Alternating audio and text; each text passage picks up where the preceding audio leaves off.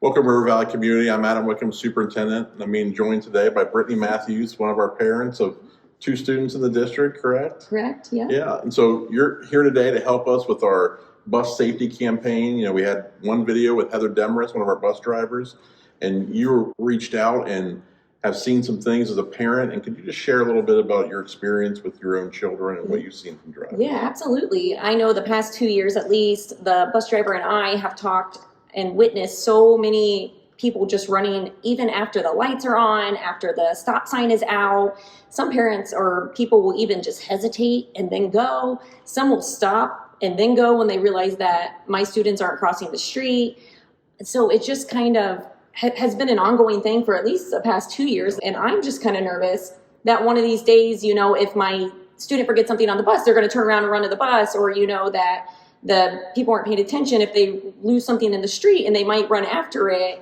And those cars are going because they think that the transition is over, that they don't have to stop at all. You know, I'm just kind of worried for their safety, that even though they don't cross the street, so many things can happen with the bus being stopped. So this is a good point, because one of the points that we're really trying to make this year with bus safety is that stop on red, kids ahead. And when the bus is stopped, the red lights are flashing, the stop sign is out, traffic needs to stop. And it's by law, it's supposed to stop.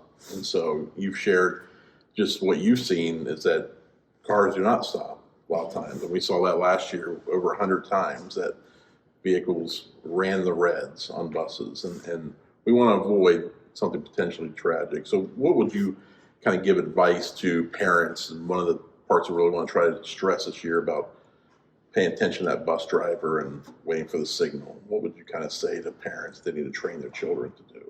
I would say talk to your children about waiting until the bus is completely stopped and that both sets of both lanes of traffic are actually stopped as well. And then kind of wait for that bus driver to give you the signal to say, hey, it's safe to come on board, because he or she has witnessed that both lanes of traffic are stopped as well, or even multiple lanes if you are on a road like that.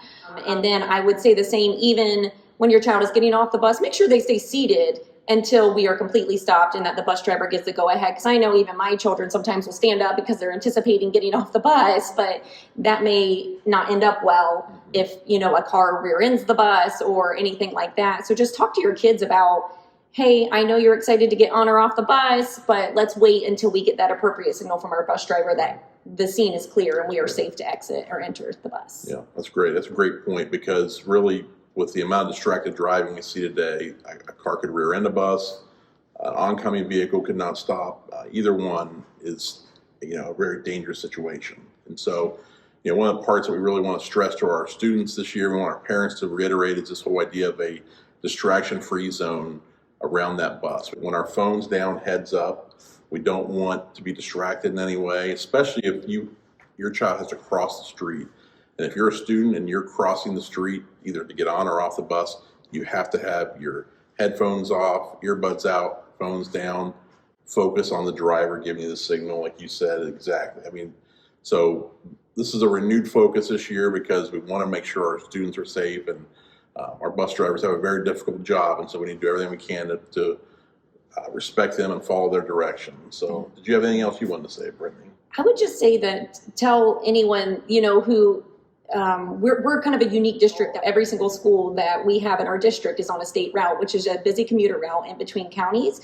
So just tell your friends and tell your neighbors, like, hey, slow down. If you know you're on a direct bus route because you see it every day, either leave earlier or stay at work later and leave a few minutes behind, because it's only going to set you back a few minutes. And, you know, that could actually save a life or save an injury if you are one of those people who are in a hurry to get around a bus. There are alternatives. There's alternative routes and there's alternative measures that you can take if you absolutely cannot wait for a bus. Yeah, so that's a great point. I'm glad you shared that. I mean, take your time. You will get home eventually. Yes. You know, you'll get to where you're going. Let's keep our kids safe. So, Brittany, thank you for joining us absolutely. today. Thanks for having me. Yeah, thank you. Yeah.